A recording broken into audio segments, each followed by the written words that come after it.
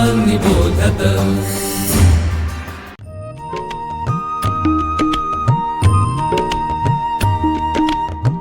विवेकी अक्षर विवेकी लेखन सुश्राव्य वाचन श्रवणार्थ चरित्रे संस्कारी धीरवीर गाथा रम्य बालकथा अनुभवा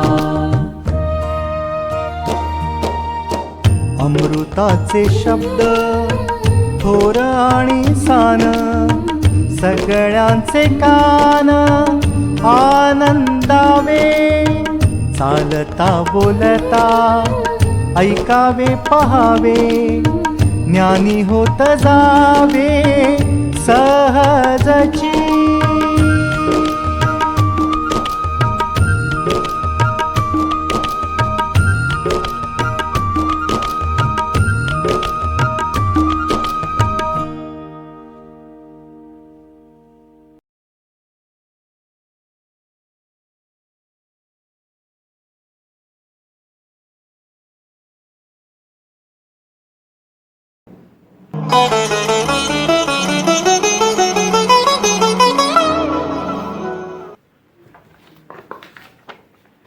नमस्कार, मी विद्या कुलकर्णी। मी आज प्रेरणादीप लेखक रवींद्र गोळे यांनी लिहिलेल्या पुस्तकातील उतारा वाचून दाखवणार आहे। भारत व त्याचे कार्य। ज्ञानभूमी भारत। तत्वज्ञान, अध्यात्म, नीतिशास्त्र, माधुर्य, रुजुता, प्रेम ह्या साऱ्या पवित्र गोष्टींची जननी आहे भारतमाता। आजही त्या साऱ्या उदात्त गोष्टी भारतात विद्यमान आहेत। साऱ्या जगाचा प्रवास करून आल्यानंतर मी अत्यंत खंबीरपणे सांगतो की ह्या सर्व गोष्टींची आजची भारतातील स्थिती जगातील अन्य कोणत्याही देशापेक्षा श्रेष्ठ आहे। आपल्या या भारत भूमीतच ईश्वराच्या सर्वव्यापी सर्वसाक्षी स्वरूपाची संकल्पना सर्वप्रथम स्फुरली, अन्य कोणत्याही देशात नाही। माझ्या या विधानाने आपण आश्चर्यचकित झालात ना? पण मग दाखवा ना असा देश की ज्याच्या धर्मग्रंथात ईश्वराची अशी उदात्त संकल्पना ग्रथित झाली आहे। त्यांचे देव आहेत फक्त त्यांच्याच जाती जमातीपुरते। जूनचा देव, अरबांचा देव, या जातीचा देव, त्या जातीचा देव, आणि मग ते देवच एकमेकांविरुद्ध लढतात। पण त्या अखंड वरदायी, परमदयाळू, परमकृपाळू, आमची माता, आमचा पिता, आमचा बंधू, आमचा सखा, आमच्या सख्यांचाही सखा, आमच्या आत्म्याचाही आत्मा असा परमेश्वर, अशी व्यापक संकल्पना फक्त भारतात आणि भारतातच आपणास दिसते। अन्य कोणत्याही देशात उदित होण्यापूर्वी सर्वप्रथम ज्ञानरवीचा उदय ह्याच पुरातन पुण्यभूमीत भारतात झाला आहे। हाच तो भारत देश की ज्याच्या आत्मतेजाने भौतिक पातळीवरील प्रगटीकरण महासागरासारख्या प्रचंड नद्यांच्या स्वरूपात आकाशाच्या गूढतेचा वेध घेणाऱ्या हिमालयाच्या हिमाच्छादित उत्तुंग शिखराच्या स्वरूपात आपणास दिसून येते। हाच तो भारत देश की जेथील प्रत्येक धुलीकरण ऋषीमुनींच्या पदस्पर्शाने पुनीत झाला आहे। माणसाच्या सत्य स्वरूपाचा शोध घेण्याचा प्रयत्नांची सुरुवातही येथून झाली। आत्म्याच्या अमरत्वाचा सर्वसाक्षी सर्वव्यापी परमेश्वराचा शोध ह्याच भूमीने घेतला। तत्वज्ञानाची धर्मसंकल्पनेची उत्तुंग शिखरे याच भारत मातेच्या संतांनी पादक्रांत केली। ह्याच भूमीतून अध्यात्माच्या तत्वज्ञानाच्या लाटांमागून लाटा उसळून साऱ्या जगाला मंगल स्नान घालत्या झाल्या आणि मृतवत मानवजातीस पुनरपी संजीवित करण्यासाठी पुनरपी अशाच लाटा याच भूमीतून उठणार आहेत हे निश्चित आहे। हीच ती भूमी जी हजारो वर्षे प्रचंड हादरे सोसून शेकडो परचक्रांशी सामना करून रूढी चालीरीतीच्या अनेक उलतापालथी पचवून आपल्या अमर चैतन्याच्या अक्षुण्ण जीवनाच्या दृढ पायावर खंबीरपणे उभी आहे। या भूमीचे जीवन हे त्या आनंदी अनंत अमर आत्म्याचे स्वरूप आहे आणि आम्ही आहोत याच भूमीची भाग्यवान संताने। धार्मिक सहिष्णुतेची भूमी भारत। आम्ही केवळ सहिष्णू आहोत एवढेच नव्हे तर जगातील अन्य धर्म, मग तो मशिदीत महम्मदांची प्रार्थना करणारा असो, झरतृ राष्ट्राच्या अग्नीची पूजा करणारा असो, वा ख्रिस्तांच्या क्रूसापुढे गुडघे टेकून प्रार्थना करणाऱ्यांचा असो, वा अन्य अगदी प्राथमिक अवस्थेतील रानटी धर्म असो, ते सारे त्या अनंत परमेश्वराच्या साक्षात्कारी अनुभूतीसाठी केलेली मानवी आत्म्याचे प्रयत्न आहेत असे आम्ही हिंदू मानतो. ज्याचा त्याचा जन्म व आजूबाजूच्या वातावरणाने हे फरक दिसतात. सारे मार्ग हे मानवी प्रगतीचे टप्पे आहेत असे आम्ही हिंदू मानतो. आम्ही सारी सुमने वेचतो, प्रेमाच्या रज्जूने एकत्र गुंफतो व परमेश्वराचरणी अर्पितो. जगाच्या पाठीवर भारत ही एकमात्र भूमी आहे की जेथे कधीही धार्मिक छळवाद झाला नाही. कोणालाही आपल्या धार्मिक श्रद्धेपासून वंचित केले नाही. येथे आस्तिक, नास्तिक, एकेश्वरवादी, द्वैतवादी, अद्वैतवादी कोणतीही अवहेलना सहन करावी न लागता गुण्या गोविंदाने नांदत आहोत. ज्या धर्माने जगाला केवळ सहिष्णुताच नव्हे तर वैश्विक मान्यता शिकवली आहे अशा या हिंदू धर्माची मी अनुयायी आहे. याचा मला सार्थ अभिमान आहे. केवळ सहिष्णुतेवरच आमचा विश्वास आहे असे नव्हे तर सारे धर्म तितके सत्य आहेत असे आम्ही मानतो. छळास बळी पडून आपल्याच जन्मभूमीतून निर्वासित बनून परागंदा झालेल्या जगातील सर्व धर्मांना आमच्या देशाने आश्रय दिला. अशा देशाचा मी पुत्र आहे. याचा मला अभिमान वाटतो. मी तुम्हाला अभिमानाने सांगतो की ज्या वर्षी इस्रायली लोकांना आपल्या जन्मभूमीतून रोमन लोकांच्या अत्याचाराने शुद्धतम धर्म नष्ट झाल्याने परागंदा व्हावे लागले, त्याच वर्षी आमच्या देशाने आपल्या दक्षिण भागात त्यांना मायेने आश्रय दिला.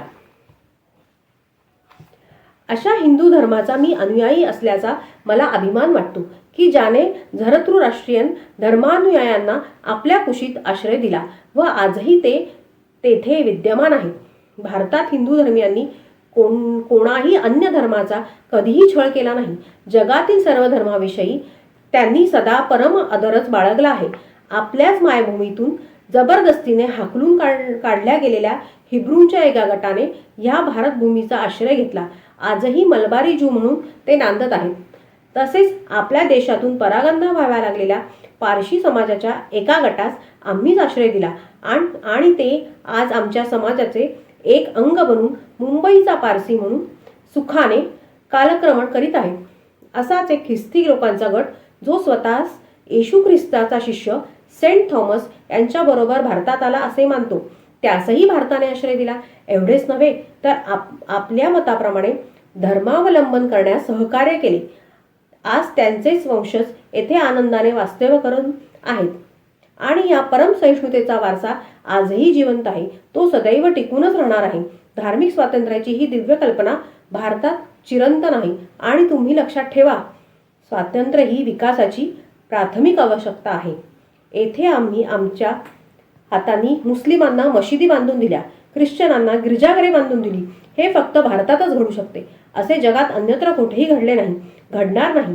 तुम्ही जगाच्या पाठीवर अन्य कोणत्याही मुस्लिम देशात वा अन्यत्र कुठेही जा आणि म्हणून पहा की आम्हाला देऊळ बांधून द्या. पहा बरे ते मदत करतात का? उलट ते तुमची देवळे उद्ध्वस्त करतील आणि शक्य झाले तर तुम्हालाही. नीट लक्षात ठेवा, आमचे जगातील अन्य कोणत्याही धर्माशी कोणतेही भांडण नाही.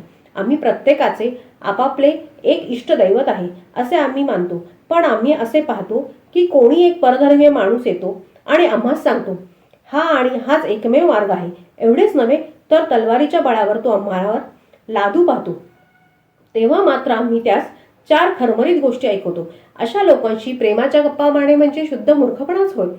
त्यांना प्रेमाची भाषा समजत नाही. जे दुसऱ्याला त्यांच्या स्वतःच्या मार्गाने जाण्यास प्रत्यवाय करतात ते आम्हाला प्रेमाच्या गोष्टी काय शिकवणार? आणि त्यांच्या वागण्यालाच जर प्रेम म्हणावायचे असेल तर मग द्वेष म्हणजे आहे तरी काय? भारत हीच एकमेव सहिष्णुतेची अध्यात्माची भूमी होय, ज्याचा कालनिर्देश इतिहासालाही करता येत नाही. अशा अतिप्राचीन काळातील भारतातील कोणी एक महान ऋषी उद्गारता झाला, एकम सत विप्रा बहुधा वदंती. परमेश्वर एकच आहे. ज्ञानी लोक त्यास नाना नावांनी संबोधतात इतकेच. मानवी जिभेने उच्चारलेले हे एक अविस्मरणीय वचन आहे. मानवास गवसलेले ते एक परमसत्य आहे आणि हेच परमतत्व आम्हा हिंदूंच्या राष्ट्रजीवनाचा प्राणस्वर आहे. हेच एक तत्व एकम सत विप्रा बहुधा वदंती हे आमच्या राष्ट्रजीवनात शतकानुशतके झिरपत येऊन त्याचे आमचे सारे राष्ट्रजीवन व्यापून टाकले आहे. आमच्या रक्ताच्या थेंबात थेंबात शरीराच्या आणि अणुरेणू भरून राहिले आहे. अगदी आमच्या नसानसातून वाहते आहे.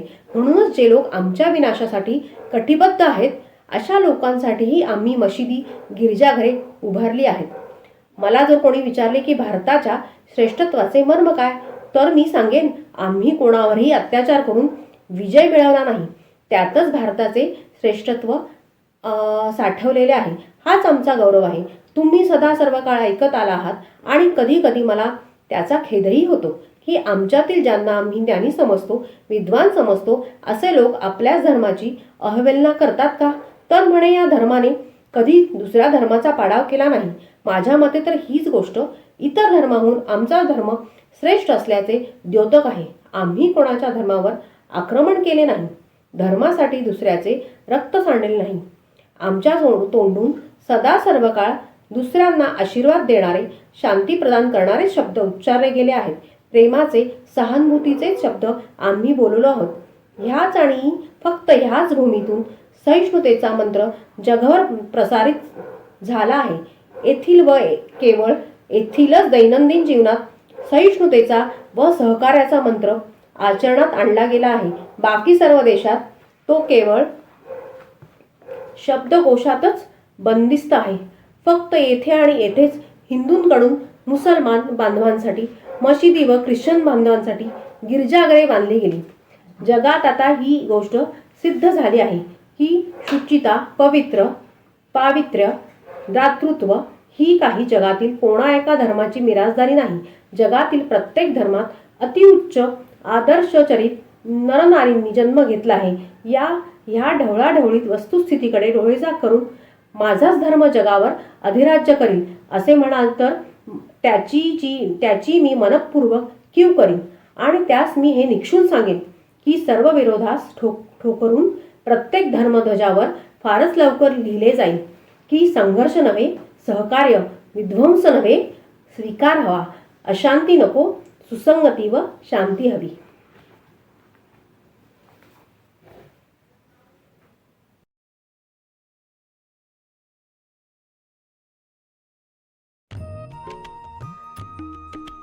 विवेकानंद केंद्र मराठी प्रकाशन विभाग म्हणजेच MPRV गेली 35 वर्षे संस्कारक्षम आणि राष्ट्रजागरणपर पुस्तकांच्या प्रकाशन व्यवसायात 135 हून अधिक पुस्तके, 10 लाखांहून अधिक प्रतींची एकूण विक्री, कार्यकर्त्यांना उपयोगी पडेल अशा माहितीची विवेकशलाका आणि केंद्राच्या देशभरातील कार्याचा परिचय करून देणारी कार्यदर्शिका. संपर्क अश्विनी हाईट्स, पहिला मजला, ग्राहक पेठेजवळ, टिळक रोड, पुणे 30. संपर्क क्रमांक 9881061686.